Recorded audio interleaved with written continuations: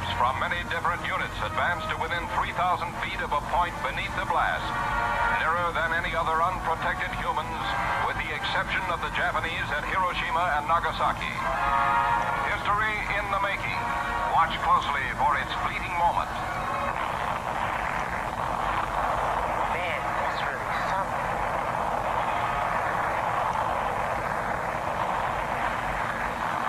Can't really tell in black and white. First there's this real bright light, and then there's like a shockwave, and the fireball, every color you ever saw, and then finally the mushroom. Can't believe how beautiful it is. You been at one of these tests? I've been at 6 of them, all on Inuit ducks, except for getting a mouthful of dust. It's really something to tell your kids about.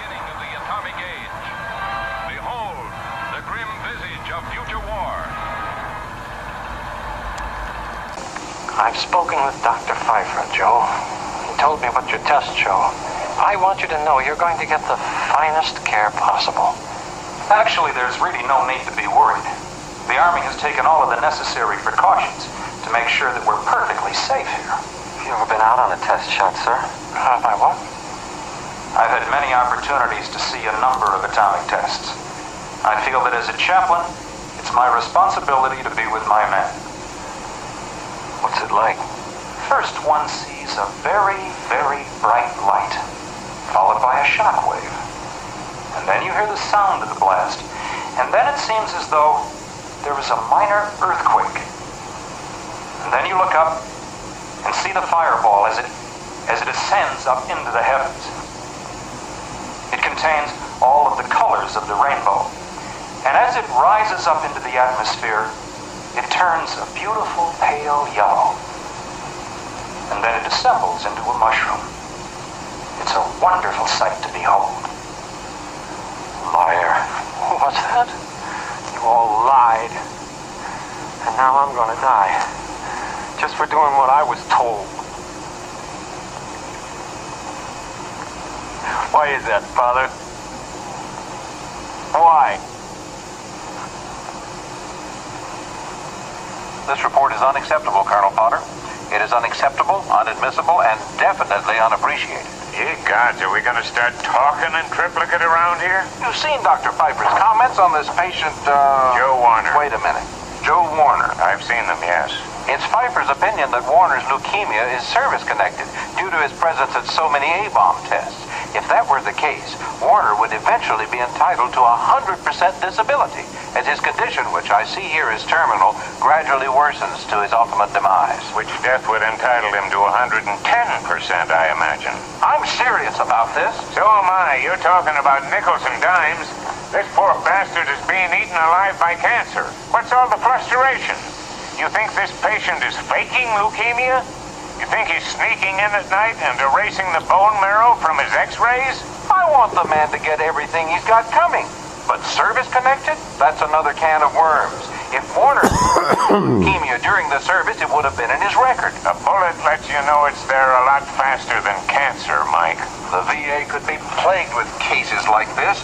Vets claiming disability merely because they were at test sites. Well, who else is supposed to deal with it? Sherm, you know as well as I do, people were getting leukemia, anemia, bohemia for all I know, long before these tests began going off. The U.S. Treasury starts handing out money on this basis, we'll unleash the floodgates. Fair's fair. We can't turn the atomic bomb into a free lunch. Nicely put. Any rate, there's just no basis for it. Government studies have definitely proved that there's only a very, very, very, very tiny amount of low-level radiation in weapons testing. Pfeiffer quotes a study that says no exposure to radiation is so small that it doesn't carry some corresponding mutational risks.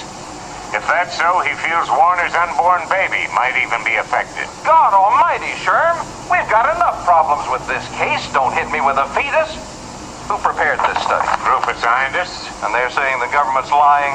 Not at all. They simply have a different opinion. Scientists have opinions. The government has facts. Which are based on the opinions of scientists. Not these scientists. These are the sob sisters and sore losers who didn't want want us to have the A-bomb or the H-bomb, and now there's one parked in every garage in the Kremlin. These are the vinegar pussies who are ticked off because they can't get a government grant to sit in their ivory towers and study the effects of moonbeams on guinea pigs in heat. You're making a mockery out of an honest disagreement. Colonel, this I believe. No American soldier would ever be exposed to deadly risk without being fully informed of the dangers involved. I feel that as strongly as I do the exact opposite, that the objectives of an unfettered military must take preference over the rights of any individual. Even if it kills him. If that's what's best for him, that is in terms of the country for which he stood. Florida must be lovely this time of year. You can't wear every case like a shroud, Colonel. Warner will get everything he needs. Despite our critics and all the sharpshooters, believe me, the VA knows what it's doing.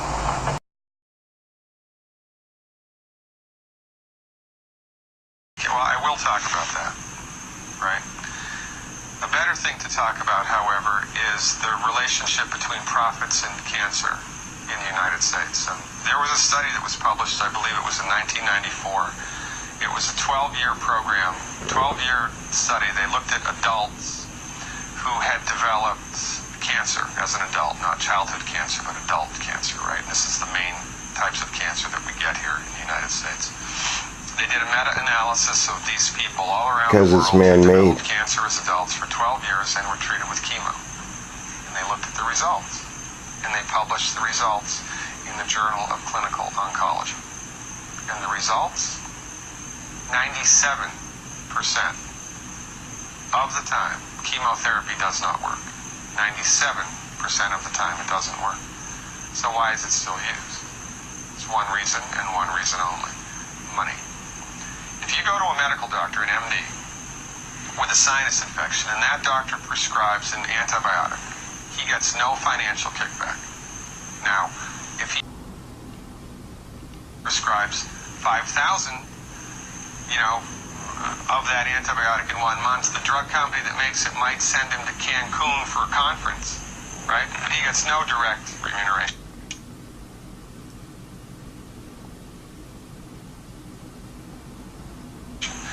It's not with chemotherapeutic drugs, it's different. Chemotherapeutic drugs are the only classification of drugs that the prescribing doctor gets a direct cut of. So if your doctor prescribes chemotherapy for you, here's how it goes, more or less. The doctor buys it from the pharmaceutical company for $5,000, sells it to the patient for $12,000. Insurance pays $9,000, and the doctor pockets the $4,000 difference. And there ought to be a law. The only reason chemotherapy is used is because doctors make money from it. Period. It doesn't work 97% of the time.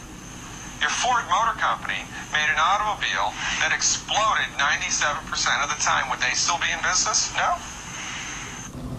This is the tip of the iceberg of None of the other videos are doing that. Control that the pharmaceutical industry has on us.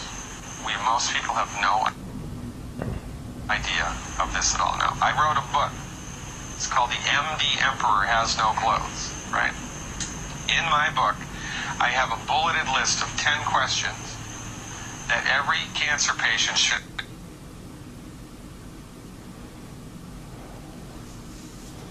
Yeah, and that list definitely ticks people 10 off. questions.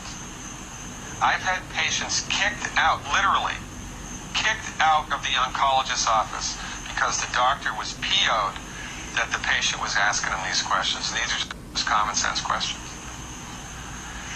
Cancer treatment in the United States, we have lost the war on cancer. We have lost the war on cancer. Why? Because you don't look at the whole environment. Because cancer is not a reductionistic phenomenon. Cancer is a holistic phenomenon. And when you try to bring a reductionistic methodology like drugs and surgery to bear on a holistic phenomenon, you will completely miss the boat each and every time. You cannot do it. medical doctors are like colorblind art critics. They can see that that's a boat. They can see the black and white outline, but they're completely blind to all of the colors and textures. I always thought they were arrogant. The substance of the thing. It's no difference with cancer. The reason that people get cancer in the United States and the reason that we have completely lousy outcomes is because medical doctors are driving the research bus. When women get together and do a 5K run for breast cancer, all of that money, do you think any of that money goes to nutritional research? Do you think any of that money... That's why I'm doing my own research. Goes to homeopathic research or acupuncture or traditional Chinese medicine or naturopathic research? No.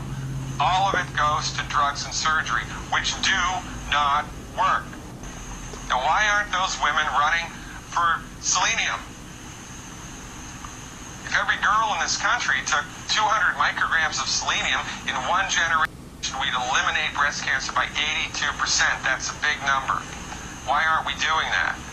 Because medicine in the United States is a for-profit industry.